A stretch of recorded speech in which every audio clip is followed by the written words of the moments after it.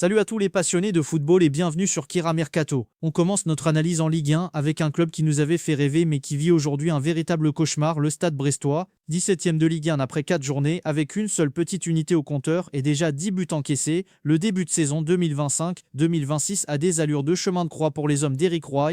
Comment en est-on arrivé là? Après une saison historique marquée par une première participation en Ligue des Champions, la réponse se trouve en grande partie dans une situation financière catastrophique, aggravée par la crise des droits TV. Le club a été contraint de prendre des mesures drastiques lors du mercato estival, et le mot est faible, on ne parle pas d'ajustement, mais d'une véritable saignée. Pour seulement 28 millions d'euros de vente, Brest a dû se séparer de la quasi-totalité de sa colonne vertébrale. Imaginez un peu, le gardien et leader Marco Bizot est parti à Aston Villa, le solide latéral Massadio Haïdara a rejoint la Turquie. Au milieu, le cœur du réacteur a explosé. Madi Camara et l'irremplaçable Pierre Le Smelou ont été vendus respectivement à Rennes et au Paris FC. Devant l'allié Mathias Pereira Lage a mis les voiles pour Saint-Pauli. Comme si cela ne suffisait pas, les finances exsangues du club n'ont pas permis de lever les options d'achat de joueurs clés de la saison passée comme Abdallah Sima, Soumaïla Koulibaly, Romain Fèvre ou encore Ibrahim Salah. Tous sont repartis, laissant un vide immense et brisant toute forme de continuité. Face à cette hémorragie, le recrutement a été mené avec des moyens dérisoires, à peine 6,1 millions d'euros dépensés. 8 recrues sont arrivées, mais les profils soulèvent de nombreuses interrogations.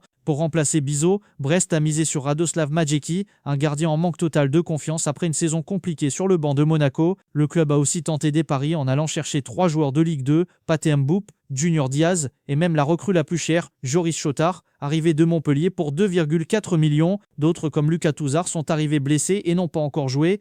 Daouda Guindo et Eric Junior Dina Ebimbe doivent se relancer, tandis que le nouvel attaquant, Rémi Labo-Lascari, suscite des doutes sur sa condition physique après une grave blessure. Entre des cadres partis et des recrues incertaines, le mercato de Brest fait craindre le pire. Le maintien s'annonce comme un combat titanesque. Changeons de décor et traversons la Manche pour parler d'un championnat qui vit sur une autre planète financière, la Premier League. Cet été encore, les chiffres donnent le tournis.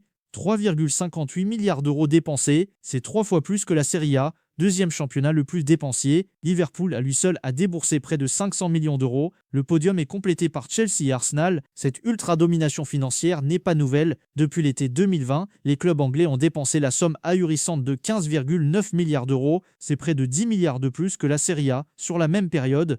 Et le plus fou, c'est que la balance commerciale est dramatiquement négative, un déficit de 8 milliards d'euros en 5 ans. Mais la question qui fâche demeure, où sont les résultats sur la scène européenne? Malgré ces investissements colossaux, le bilan est famélique. Depuis 2020, les clubs anglais n'ont remporté que 2 Ligues des Champions, avec Chelsea en 2020 et Manchester City en 2023, et une Ligue Europa avec Tottenham en 2025.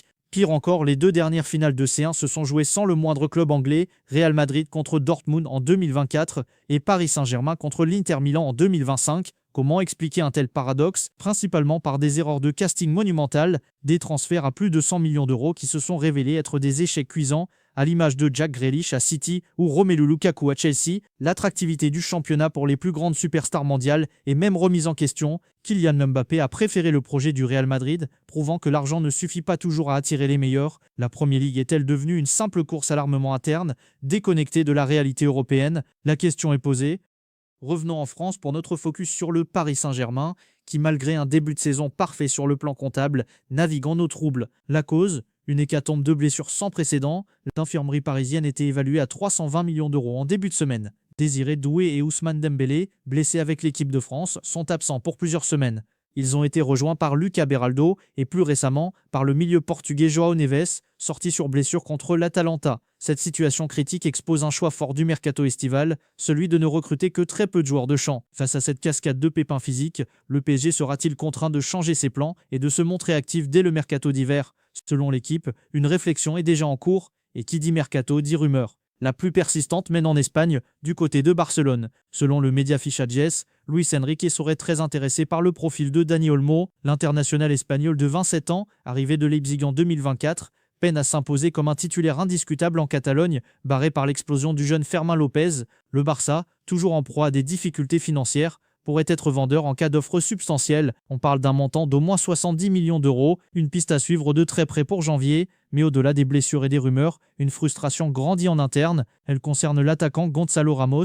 Malgré les absences en attaque, Le buteur portugais était encore sur le banc contre l'Atalanta, Luis Enrique lui préférant le jeune Seny Mayulu dans un rôle de faux numéro 9. Entré en fin de match, il a marqué mais n'a quasiment pas célébré, signe d'un profond mal-être. Cantonné à un rôle de super sub, Ramos semble comprendre que son avenir à Paris s'assombrit. Alors où pourrait-il rebondir pour retrouver un statut de titulaire? Plusieurs pistes sont évoquées. Newcastle, qui a vendu Alexander Isak à prix d'or, pourrait chercher un buteur expérimenté pour épauler sa jeune recrue. Le Bayer Leverkusen, en pleine reconstruction, aurait les liquidités pour un tel transfert. L'Atlético Madrid de Diego Simeone pourrait voir en lui le remplaçant idéal de Griezmann ou Alvarez. Aston Villa, sous la houlette d'Unai Emery, pourrait également être une destination crédible. Enfin, l'AS Roma, en quête d'un numéro 9 de référence, pourrait se positionner. Une chose est sûre, le cas Ramos animera les prochains mois dans la capitale. Terminons avec notre tour d'horizon des dernières infos et rumeurs du mercato. Commençons par l'Olympique de Marseille. Le club phocéen a réussi un joli coup en fin de mercato en obtenant le prêt du milieu de Brighton, Matt O'Reilly, une arrivée surprise facilitée par une brouille entre le joueur et son entraîneur. Cependant, la Provence nous apprend que l'OM nourrit un grand regret, ne pas avoir pu inclure d'option d'achat dans le deal. Brighton compte sur le Danois pour l'avenir et son retour en Angleterre l'été prochain semble déjà acté. Toujours à Marseille, la rumeur d'un retour de flamme pour Dani Ceballos refait surface. L'Espagnol ne joue quasiment pas au Real Madrid sous les ordres de Xabi Alonso et pourrait chercher une porte de sortie cet hiver. L'OM, qui le suivait déjà, pourrait-il retenter sa chance? Du côté de Manchester United, le milieu uruguayen Manuel Ugarte, arrivé du PSG en 2024, aurait pu déjà repartir. Selon Fabrizio Romano, des clubs italiens étaient très intéressés cet été, mais les Red Devils ont bloqué son départ. Le dossier pourrait être rouvert en janvier. À Londres, la situation de Raheem Sterling à Chelsea est au point mort. Poussé vers la sortie, l'ailier anglais pourrait trouver un rebond inattendu en Écosse. Le Celtic, entraîné par son ancien mentor Brendan Rodgers,